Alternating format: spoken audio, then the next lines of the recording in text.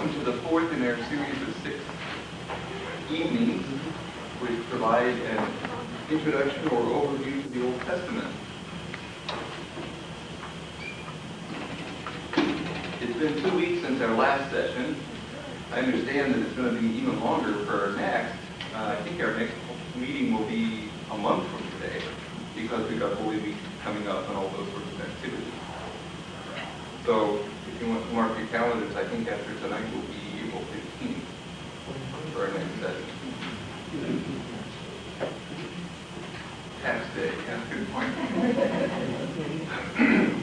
So can everyone hear me okay? Good.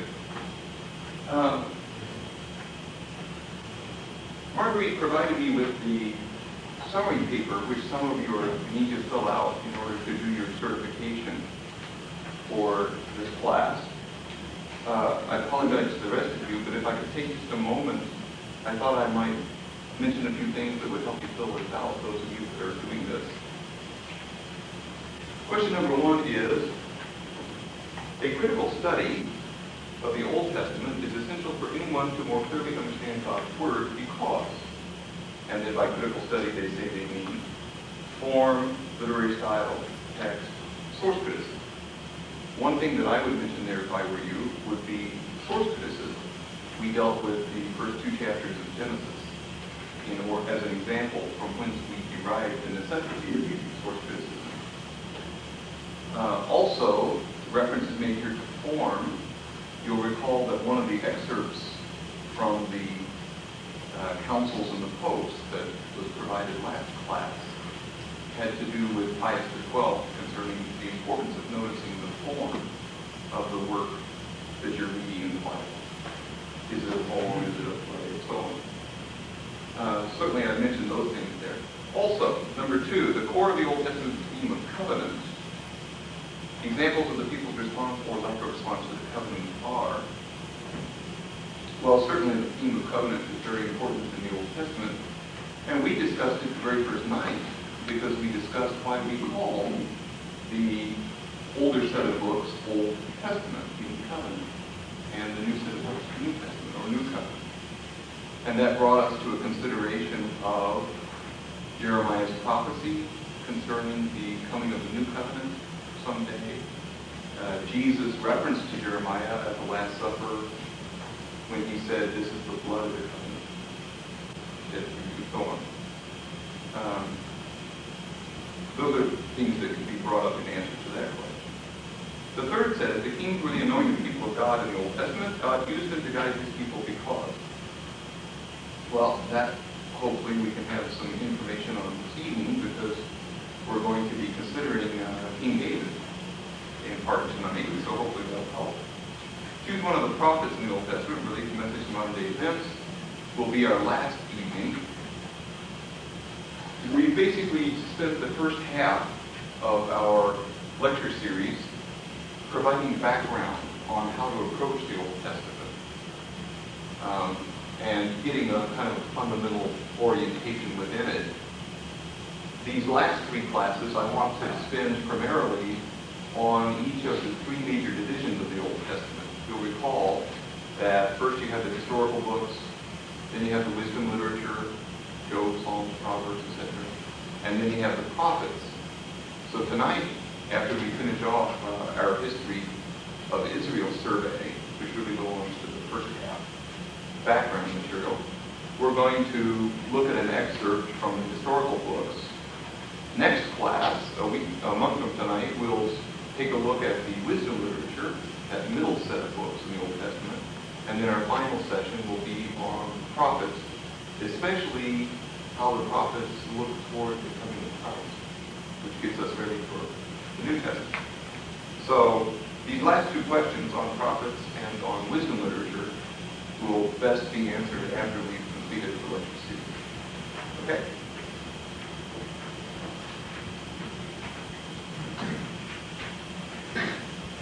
Now, last time we were doing a quick review of the major events that occurred to the Israelites during the time in which the Old Testament was written. We know that the Old Testament books were all written from approximately 1000 BC to about 50 BC, a couple of generations before Christ. But the history of Israel, the history of the events that are recorded in these books, extend much further back. We saw that creation, according to the biblical chronology, would have been in 4004 BC, after which you get, I'm reviewing now for perchance someone was not here last time, plus it's also helpful to review. After this initial creation account, you get the Garden of Eden, Adam and Eve, Cain and Abel, Noah and the flood, the Tower of Babel. These are sort of quasi-legendary, mythological type stories. Then you get Abraham, with whom God makes a covenant, by the way, in chapter 15 of Genesis. Abraham winds up traveling to Palestine, winds up being a major landowner there. When he dies, the ranch is inherited by his son, Isaac. When Isaac dies, it is inherited by his son, Jacob. And when Jacob dies, it is inherited by the 12 sons of Israel. Israel is the nickname for Jacob. So here we have the stories of the 15 patriarchs. Abraham, Isaac, Jacob, plus the 12 sons. And those stories occupy the entirety of the book of Genesis after those quasi-mythological stories, which are collectively called the primitive history. So Genesis 1 through 11 is the primitive history. That's a term that's frequently used for those early stories. The patriarchs, on the other hand, their stories can be found in the remainder of Genesis, chapters 12 and 15. You'll recall last time when we started this review of the history of Israel, I had suggested you might want to have that outline of the Old Testament in front of you. You can mark where in the Old Testament these various events can be found. As soon as you flip the page from Genesis 50 to Exodus 1, however, you're suddenly almost half a millennium later in time. We suddenly leap forward to the time of the Exodus, and we discover that in the meantime, it's not accounted. We don't get specific stories on it. But during this period, the Israelites wound up enslaved in Egypt. So Exodus begins around 1250, and that's the date that we're going to use for Moses.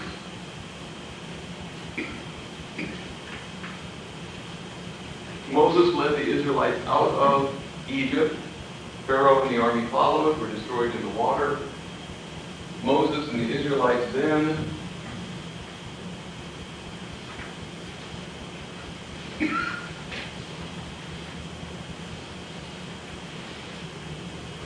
went on to Mount Sinai, near the bottom of the Sinai Peninsula. Here's the Red Sea. Here's Egypt. And there he received, according to the biblical narrative, the 613 laws which are presently to be found in the first 5 books of the Bible. Those are collectively referred to as the Mosaic Law.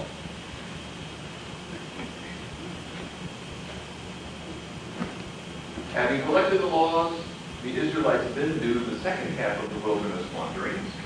The first half is from Egypt to Mount Sinai. The second half is from Mount Sinai up to the east bank of the Jordan River. It's at this point that Moses dies and his successor, Joshua, takes over.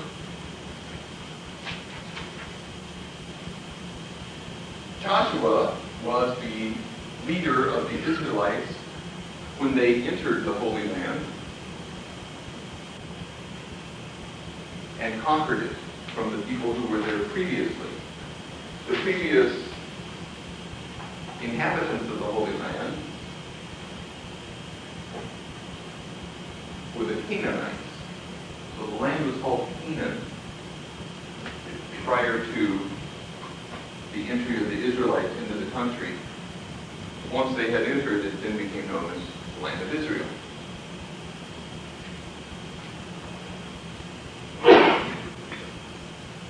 Why is it also called Palestine? Well, later on, about 1100, about 100 years later after the Conquest, some Greeks sailed down to just below Israel, this area right here, and landed, and they became known as the Philistines. Their little country here was called Philistia. And then 1,000 years later, when the Romans, who were way over here in Rome, and had no idea about Israelite geography or anything, when they wanted to name this province, they used this little country's name instead of the big country's name. So they called the whole area Philistia. And from that, the medieval terms, like the English Palestine, derived. So it's really, Palestine comes from the name of the Roman province, down around Jesus' time, a whole lot later. But after their entry into the country, it ceased from being Canaan and became the country of Israel.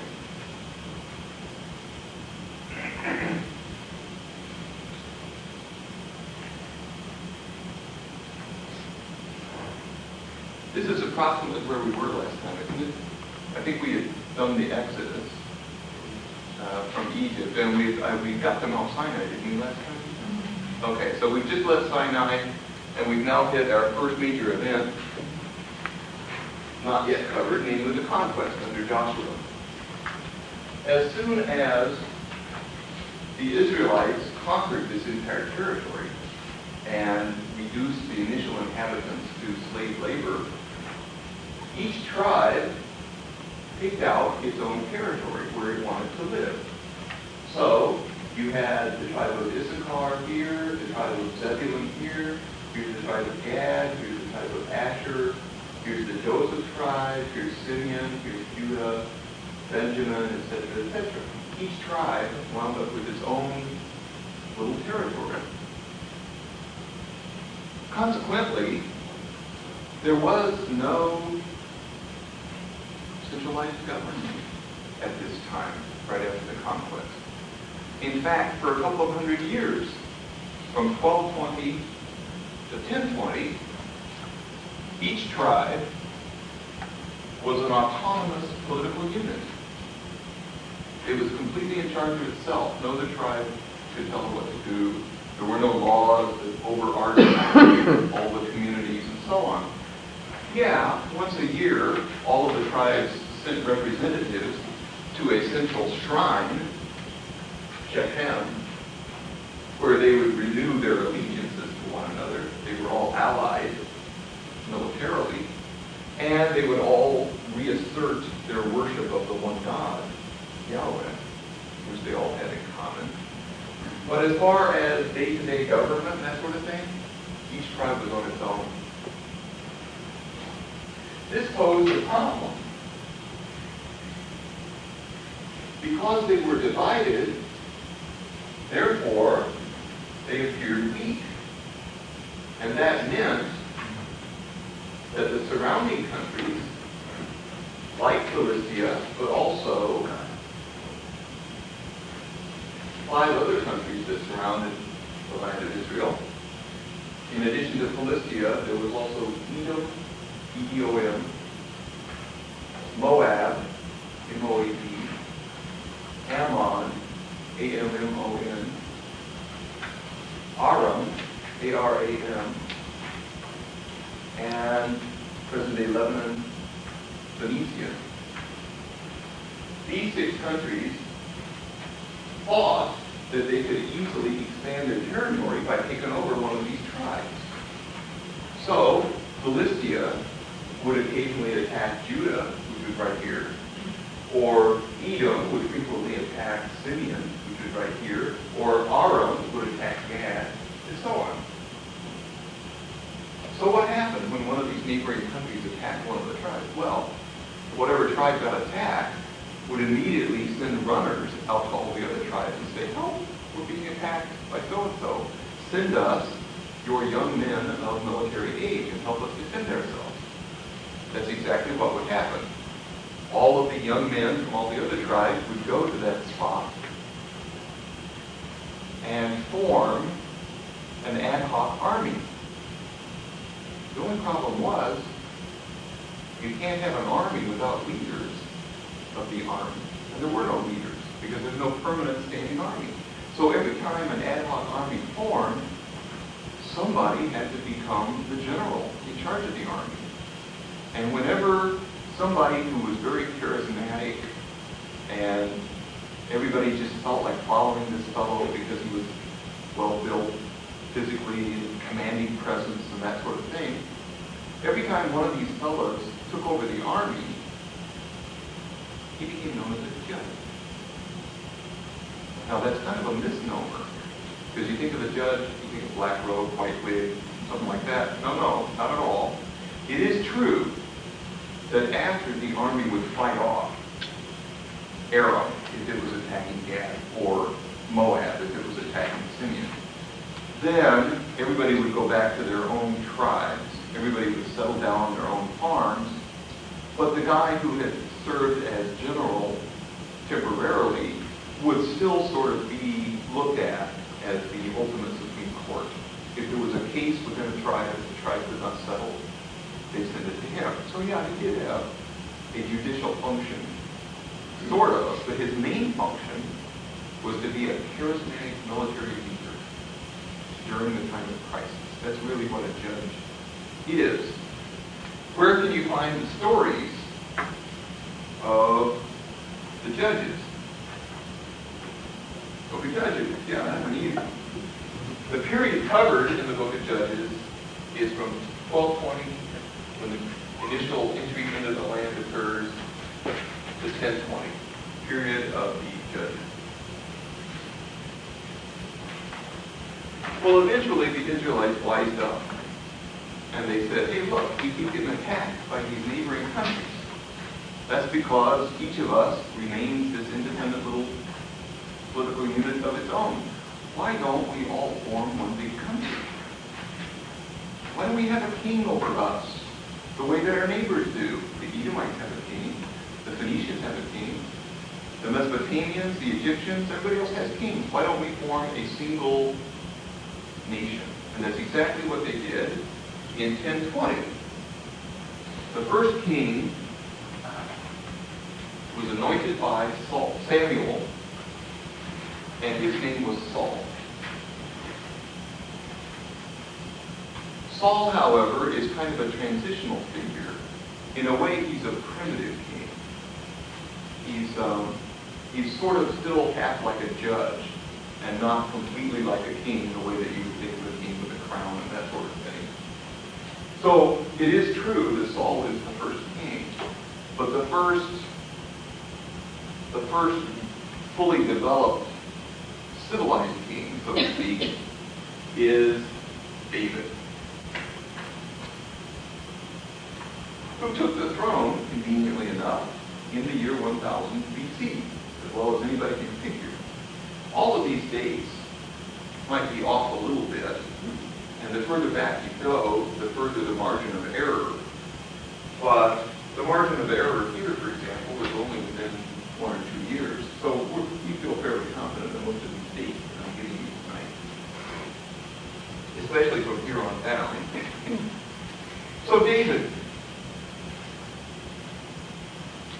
took the throne in 1000. The 12 tribes had been, by common consent, a single nation for 20 years at this point, but they were still tribal in their thinking. David is really the one who molded the country into a single country out of independent tribes. And partly he did this because he himself was a brilliant military strategist.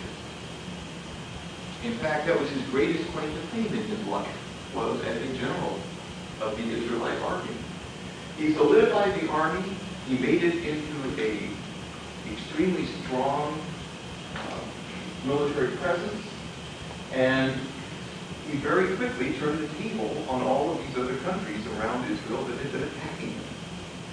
David turned around and attacked Philistia and conquered it. He conquered Moab, he conquered Ammon, he conquered Edom, he conquered Ammon, etc. So that by the time David's career was over, look how big the nation of Israel had become. Suddenly doubled in size. Just under this one man. So no wonder that the biblical history looks back at David as the golden man, as the man who really molded Israel into a unity.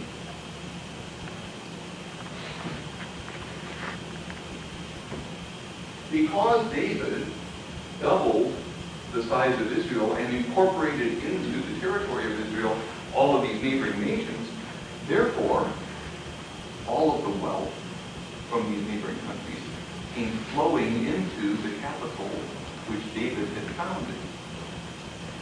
There was a little village in the territory of Judah, which was the tribe to which David belonged, called Salem. David took that village because it was up on a mountain, so people would have to climb it in order to attack it, and made it the capital.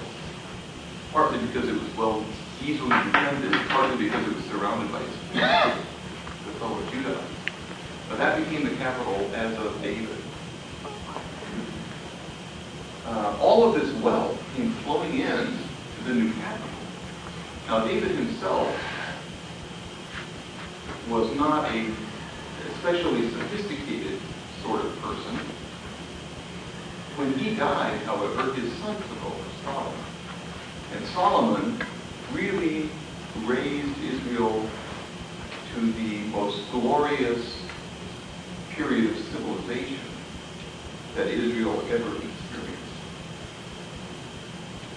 Prior to 1948, when the state of Israel was founded, you could argue whatever you want after that. But in the ancient world, Israel was never more opulent, more civilized. The arts of writing, poetry, and so on flourished. Carving of alabaster, and so on. All of these civilized arts flourished under Solomon. So that the superpowers of the ancient world, namely Egypt and Mesopotamia, had to sit up and take notice. Always before, this hill country of Israel or Canaan had always been just some place you got to go through in order for your caravan to get to the other places where you can sell your goods. But now you have a very important kingdom here that you have to deal with in business, in politics, and so on. Solomon had numerous wives, as was the custom back then, but his number one wife was the Pharaoh's daughter. He was married. He was the son-in-law of the Pharaoh of Egypt.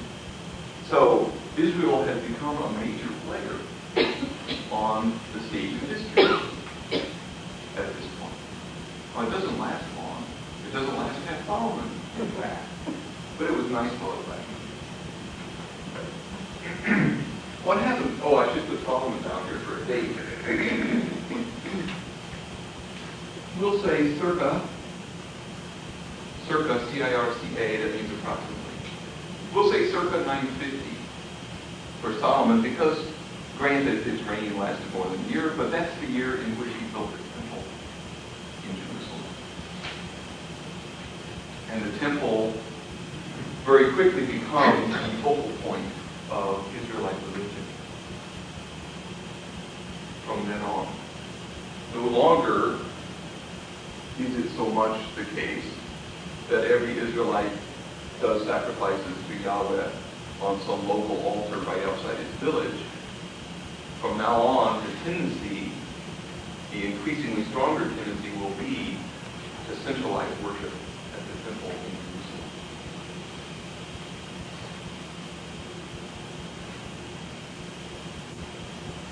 So everything is going along wonderfully during Solomon's reign until his death. Solomon died in 922 BC.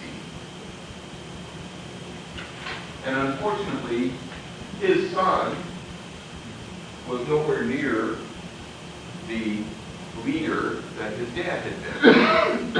The son, whose name was Rehoboam, I don't know, maybe the kid was raised as a spoiled brat in this wonderful opulent palace or something. But here he is, age 19 or whatever, taking over the country, and all he wants to do is sit around on a couch, eating grapes, watching Simpsons reruns. So, what happens as a result is the people immediately become restless. And they say, what is this? Here I am sending my taxes down there to Jerusalem every year. And in the meantime, you know, the roads are getting potholes. The whole country's going to heck. I think I'll rebel. And sure enough, as soon as this weak king, Rehoboam, took over and showed that he had no inclination to do anything to improve conditions for tribes other than his own, immediately you had 10 tribes in the north rebel against the central government. The central government is down here in the tribe of Judah's territory. It's in the city of Jerusalem. Now, there's a little tribe here called Simeon, right next to the tribe of Judah, which wanted also to rebel, but it was right next to Judah, which was much bigger and much more dominant, and so therefore they said, oh, well, we'll join you. So you had the two tribes in the south, Judah and Simeon, versus the 10 tribes in the north. Civil war is in effect what has broken out here. Unlike our Civil War, where those who were seceding failed to do so, the northern 10 tribes succeeded in seceding. They broke away. They formed an entirely different country than the central government down in the south. Because there were 10 of them and only 2 in the south, the 10 retained the ancestral name. It became the country of Israel. So what do you call the country down here, where the central government remained? Well, that little tribe of Simeon was very quickly absorbed into the much larger tribe of Judah. So the southern kingdom simply became known after the name of its tribe, Judah. So as of 922,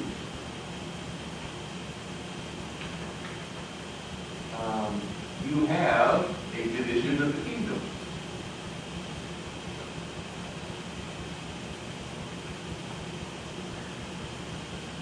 And you have 2 countries, no longer one. Israel in the north, consisting of 10 tribes, and Judah in the south, consisting of Judah.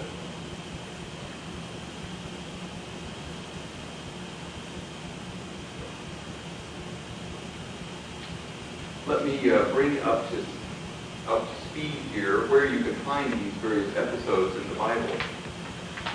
We mentioned that the conquest, of course, can be found in the book of Joshua, and the period of the Judges can be found in the book of Judges. Saul is the dominant figure in 1 Samuel, and David is the dominant figure in 2 Samuel. Solomon occupies the first 11 chapters of 1 Kings, and then the remainder of 1 Kings and all of 2 Kings gives you the history of the divided kingdoms, Israel and Judah. So let me bring my timeline back up here. We've just seen the division of the kingdom in 922. For a couple of hundred years, these two kingdoms live uneasily alongside each other. Occasionally, Israel will attack Judah and get rebuffed. Occasionally, Judah will attack Israel and get rebuffed. Sometimes they would form an alliance with some other nation nearby and try to defeat the other one, still not succeed. Occasionally, they would even make a treaty with each other, but that would never last. It was an uneasy coexistence that went on for a couple of hundred years. And continuously, generation after generation, on the throne of the southern kingdom is a direct descendant of David. Not so in the north. When the north broke away, they broke away from jurisdiction under a Davidic king. So they had to form their own kings in the north. The first king in the north was the guy who led the Civil War army that succeeded in breaking away. His name was Jeroboam. He, his son, maybe his grandson were kings. Then somebody usurped the throne. He had a small dynasty. Somebody else usurped the throne. There were several families of kings in the north. It was never as stable politically as the southern kingdom was. Well, ultimately, what happened was this. Israel, as a result of having broken apart, ceased to be such a big deal, so noticeable on the stage of ancient history.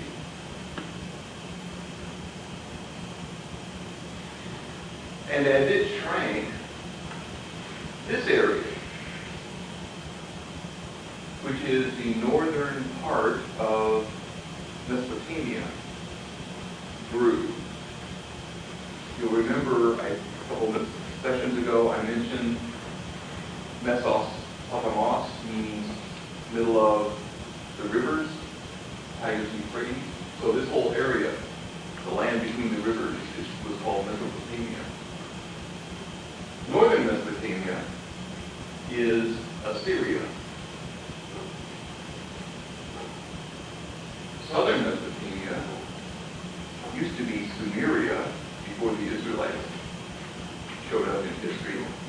But during the period of the Old Testament, the main civilization there is Babylonia.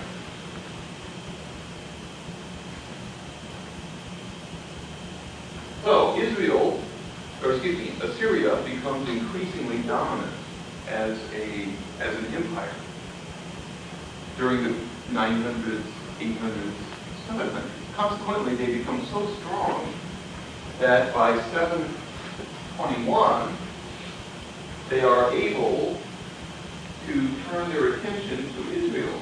They've already conquered Babylon. They've already conquered Asia Minor, present-day Turkey, up here. They've conquered Syria. By this time, they're able to turn their attention into Israel, and sure enough, they invade the country and conquer it. It was the policy of the Assyrians that whenever they conquered a people, they would uproot about 80% of the population and force them to migrate and scatter throughout all the other countries that they had conquered. They figured that by making all of the subject peoples so sparsely populated throughout their regions that there would never be sufficient numbers of them to foment any kind of rebellion. And apparently it worked. We don't know of the rebellion against the Assyrians.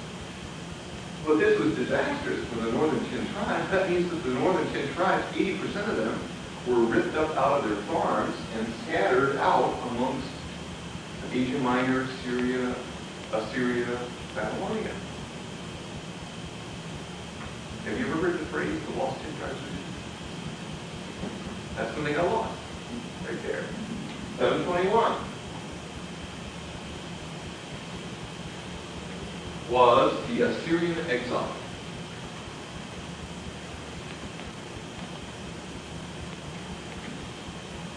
The Assyrian exile resulted in the absolute destruction of the northern kingdom, Israel.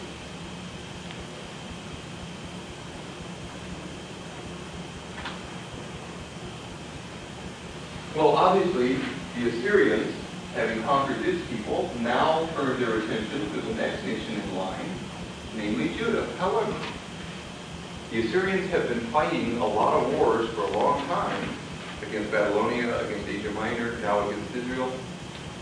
Plus, their supply lines and their communication lines are getting awfully stretched. So yeah, they invaded the southern kingdom, and yeah, they went right up to the gate of Jerusalem, and they sat there for a month waiting for the Jerusalemites to cave in, lack of water, lack of food, and so on.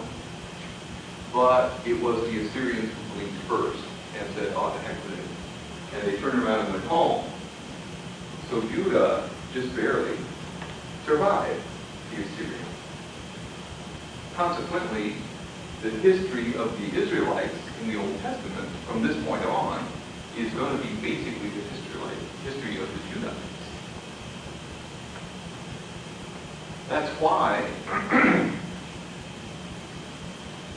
they started calling themselves not Israelites, but Judahites, or the short form, Jews. The word Jew comes from Judah.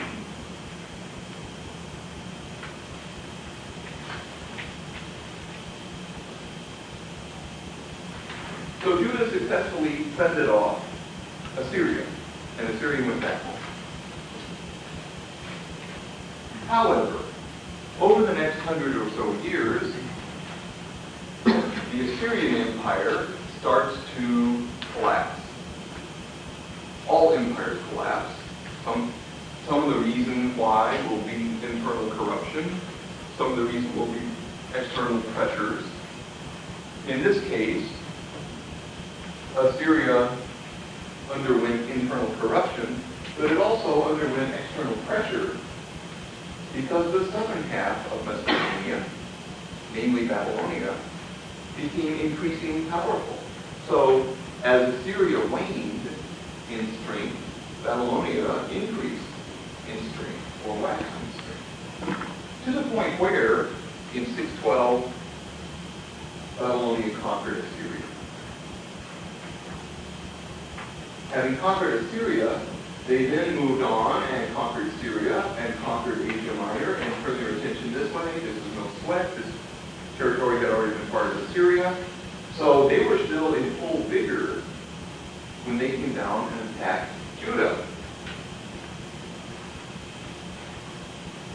In 587, Judah fell to the Babylonians. This is referred to as the Babylonian exile.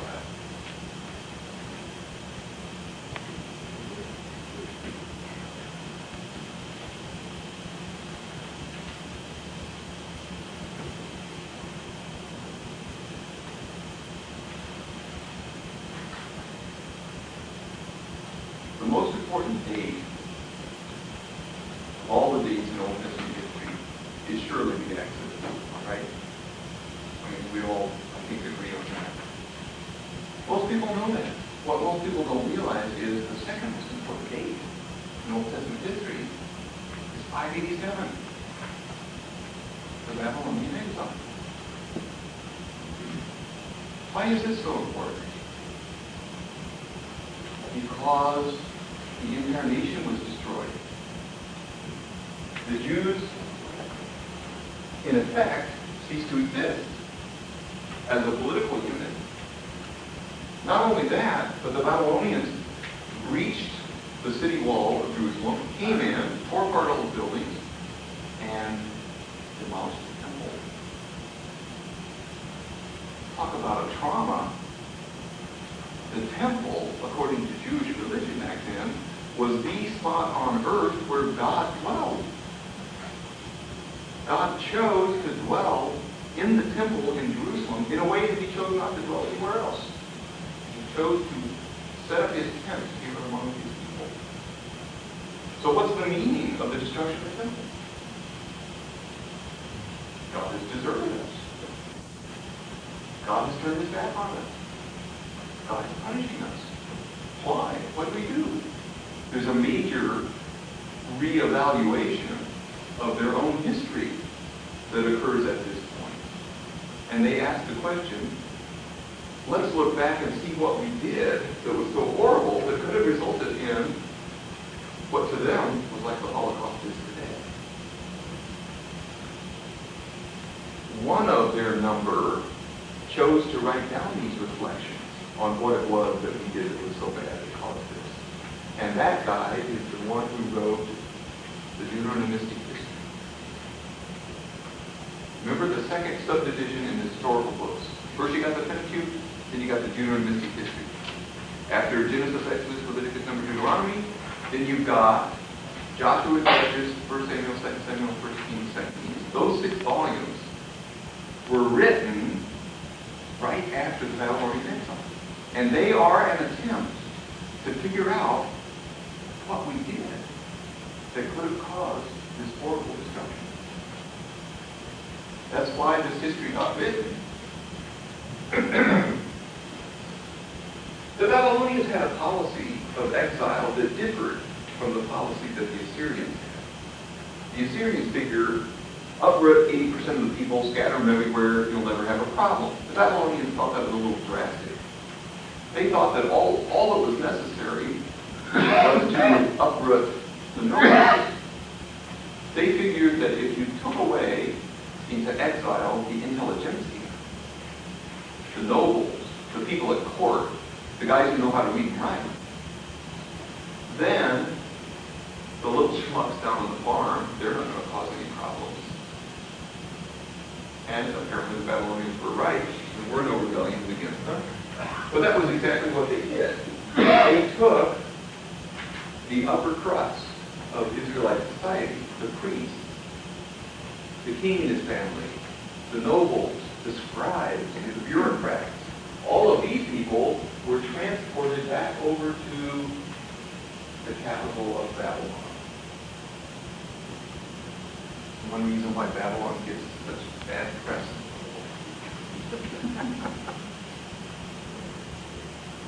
For approximately 50 years, the Israelites lived, or the nobility, the intelligentsia of the Israelites lived in the city of Babylon. Let me just read you one of the Psalms, which apparently was written by one of these people, one of these exiles in Babylonia. It happens to be Psalm 137.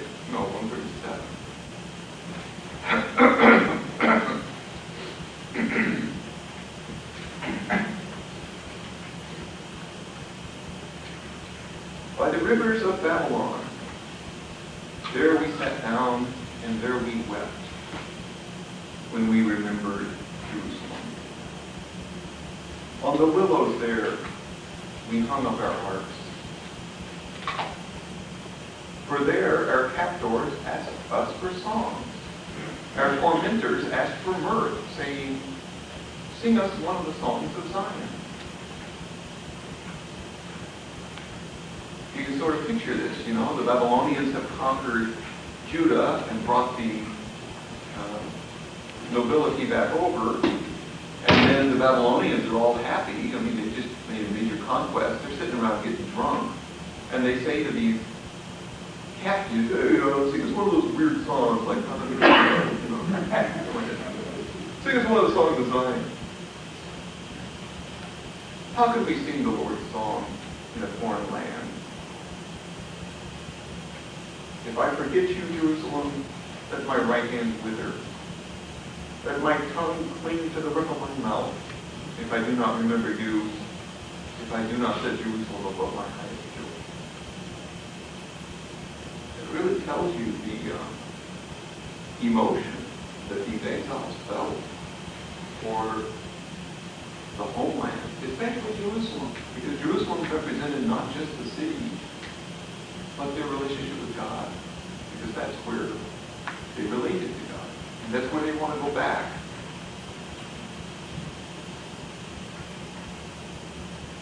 Well, it took 50 years or so, but they got their chance. Just as Assyria had waned and Babylonia had waxed in power, so from 587 on, Babylonia starts to crumble. And And as Babylonia wanes in power, another major force in the ancient world,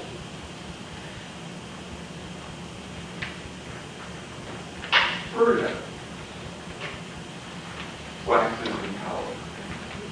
So that, by the middle of the century, Persia is starting to put very strong pressure on the Babylonians. Finally, in 539, the Persians conquer the Babylonians.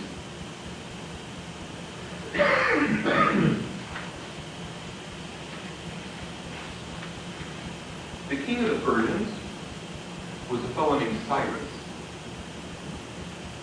And after he had conquered the city of Babylon and had taken his seat on the throne that had previously been occupied by the king of Babylon, he was approached by one of his assistants who said, "Hey, there's some rather strangely dressed people living over in such and such a quarter of the city. They call themselves Jews or something. And they claim that they don't belong here, that they were brought here against their will, and they want to know if they can go home." Cyrus checked into it, found out what the situation was, and he said, "You may return. You may go home. My only request is that you rebuild your temple and that you pray for me to your God." This is not because Cyrus believed in Yahweh. Cyrus said this to everybody. He figured, hey, one of these religions has got to be right. If everybody prays for me, I'm somebody else. So he allowed the Israelites to return. He actually published an edict saying that they are not to be molested, they are to be allowed to return to their homeland. So 539 is a year of great rejoicing and joy for the Israelites. They finally get to return. We call this the restoration of the Jews to Jerusalem or Judah. However, once they got back, they discovered things were a mess. Jerusalem was starting to get overgrown with moss and lichen, and nobody had made an effort to rebuild the city or anything. So they started the long, arduous process of rebuilding. The temple was rebuilt and was rededicated in 518.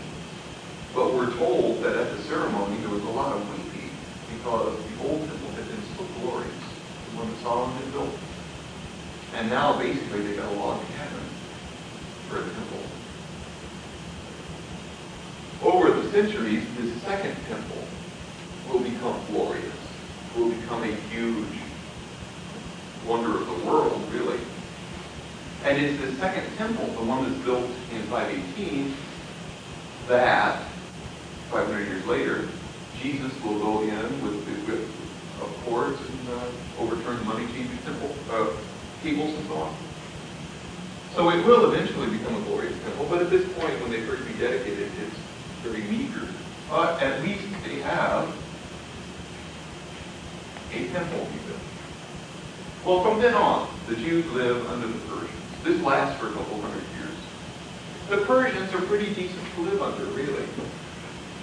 As long as they sent their taxes in to Babylon, or Persepolis, capital of Persia, every year, then all was hunky-dory. The Persians basically let the Israelites, the Jews, live under whatever laws they wanted, under whatever local officials they wanted to choose, and so on. So life under the Persians was fairly decent. However, after a couple of hundred years, the Persians wane in power, and another empire arises in the ancient world. Greece. Alexander the Great arises as king over the Macedonians and the Greeks. He brings his army across, this is in the 300s, to Asia Minor and conquers it, down to Syria and conquers it, Assyria and conquers it, down to Judah, the province of Persia, and conquers it. That's in the year 332. So that's what we'll use as our date, because we're talking about history of Israel here. Swings around the corner here, conquers Egypt. What the heck? He's in the neighborhood. While he's there, he founds a brand new city out in the delta of the Nile, on the Nile.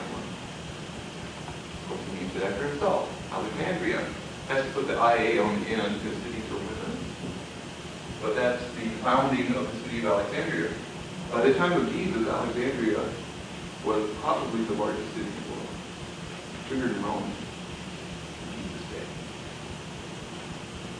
Not as powerful, but bigger, and culturally more influential.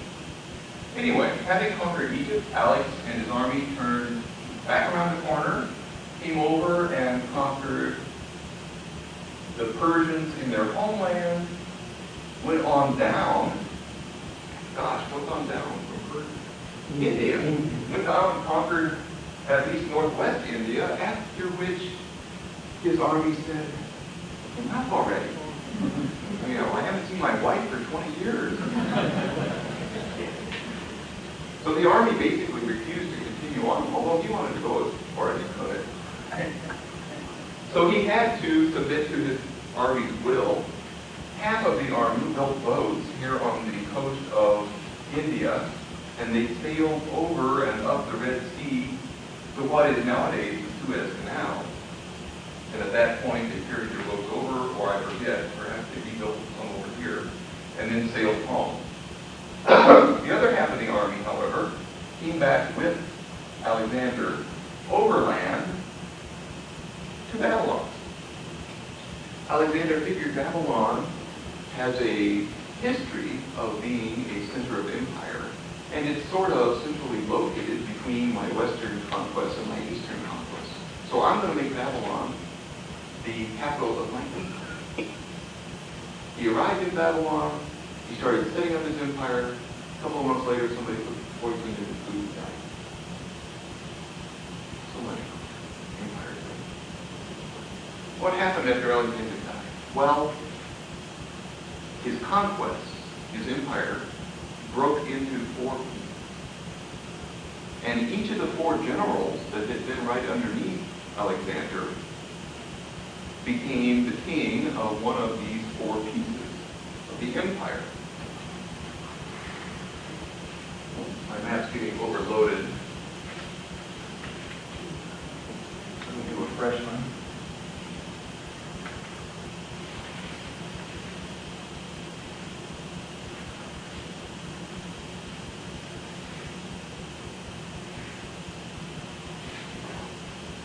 Okay.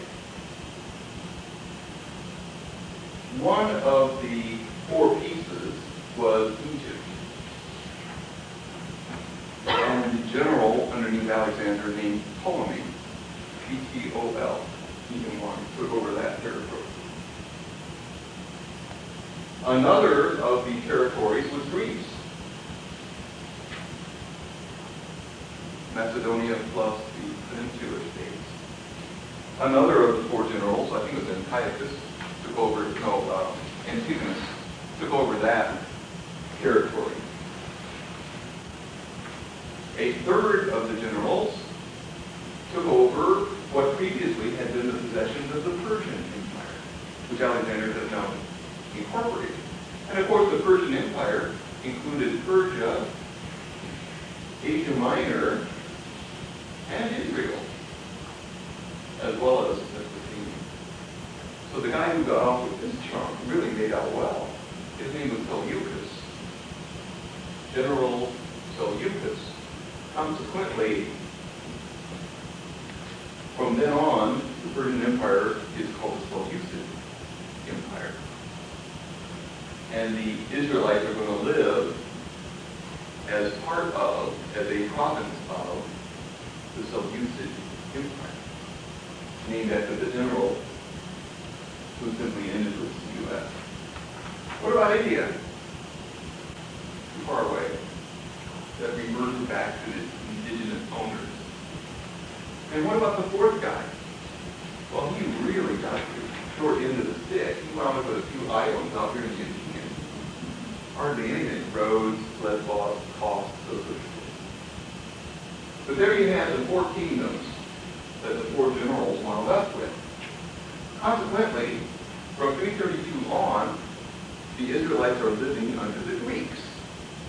Granted, the division into 4 doesn't occur till 301, but we're going to go ahead and say that they lived under the Seleucid Empire from roughly 332 on.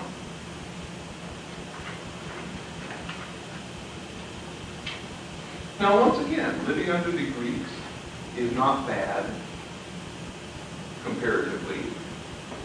It's fairly pleasant, rather like living under the Persians was fairly pleasant. It's not like living under the Nazi stormtroopers, which the Assyrians were, something like that.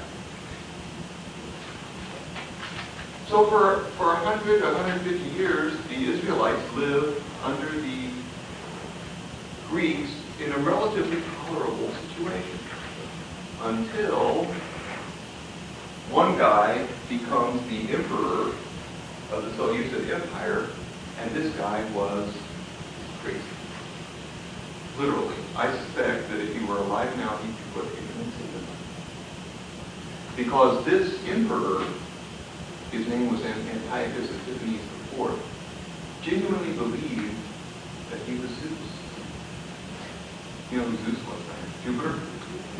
Head god of the Greek pantheon. He genuinely believed that he was married to Hera, and his daughter was Aphrodite, and all this. Well, consequently, if you're Zeus, what religion are you going to require of all your studies? Greek religion, right? Everybody has to worship me. And they have to worship my daughter Aphrodite and my son Apollo and so on. So for the first time, a Seleucid emperor imposes Greek religion on all of the subject peoples. Well, what kind of a reaction does he get? Suppose that you're a Babylonian. Oh, what the heck? You've already got 130 gods. Let's do a more. Throw them in. Fine, I'll worship. Same with the Assyrians. Same with Asia Minor. No big deal. See, we're already polytheists. The only ones who had a problem with this were the Jews, because they were strict monotheists. You shall worship the Lord alone. Now, Antiochus Epiphanes, by the way, he was nicknamed Epiphanes because he believed that he was an epiphany or a manifestation of Zeus. Antiochus Epiphanes imposed Greek religion in 170 AD. 3 years later, as persecution of the Jews intensified, in 167 the Jews rebelled.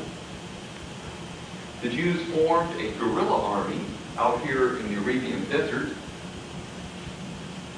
and this guerrilla army would sneak in at dawn into Greek army camps and slaughter a bunch and then right out into the desert where they couldn't be tracked and so on. This guerrilla warfare goes on for a couple of years, and lo and behold, the Greeks pull up stakes and get hooked. It shocked everybody. Nobody, not the guerrilla warriors, nor the people living in Jerusalem and the farmers and so on, nobody expected this. But it happened. It reminds me somewhat of the Viet Cong and the Americans.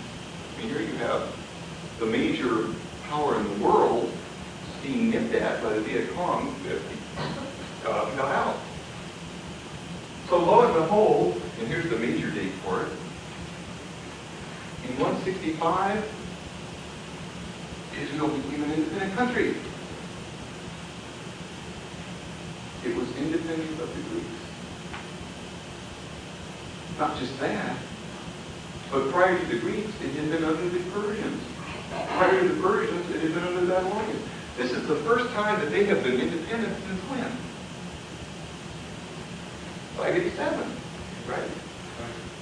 So this is a wonderful thing to have happened. In 165, the general of the guerrilla army, a fellow named Judas Maccabeus,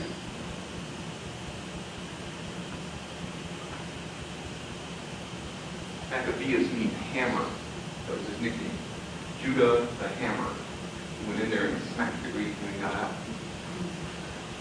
Judas Maccabeus was acclaimed king by everybody, and one of his first duties after becoming king was to purify the temple, because the Greeks had deliberately slaughtered the pig of the temple just to purify the Israelites. This rededication of the temple was proclaimed by Judas Maccabee to be something which was to be done every year in remembrance from then on. And this is the beginning of Hanukkah. Hanukkah was founded in 165. And Hanukkah means rededication, the rededication of the temple by the Maccabean kings in 165 BC. Well, the Jews live on their own from 165 for about 100 years, always under the Maccabean kings, relatives of that initial guy, Judah Maccabee, until the Greeks wane in power and another major power waxes. We all know what that is, right? Rome, yes. Over here, Italy.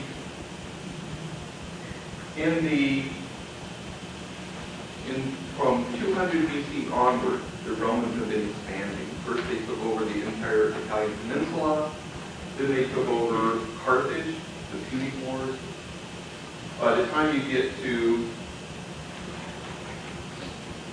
63 BC, they have reached Israel and they conquer Jerusalem in the year 63 BC.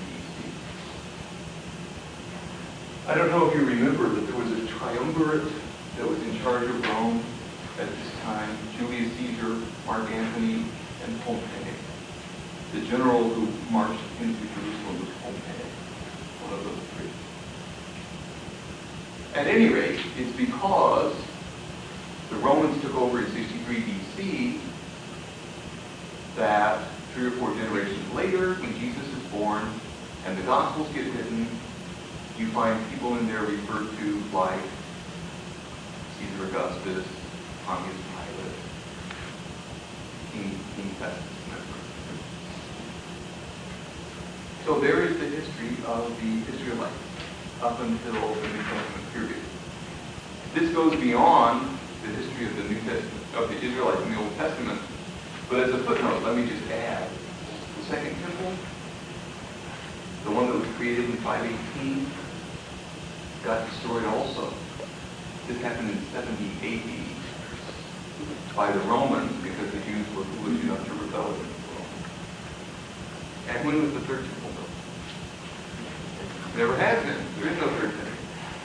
Instead, when the Muslims came into existence in the 600s AD, they came out of Arabia, conquered Israel, and they built on the site where the temple was the second most important mosque in Islamic religion, the Dome of the Rock.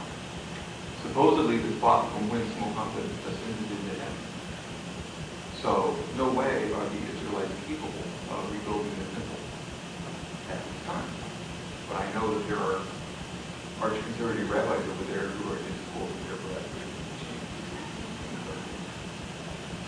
Okay, well, let's take our break, and then we'll come back and finish off our look at the historical books.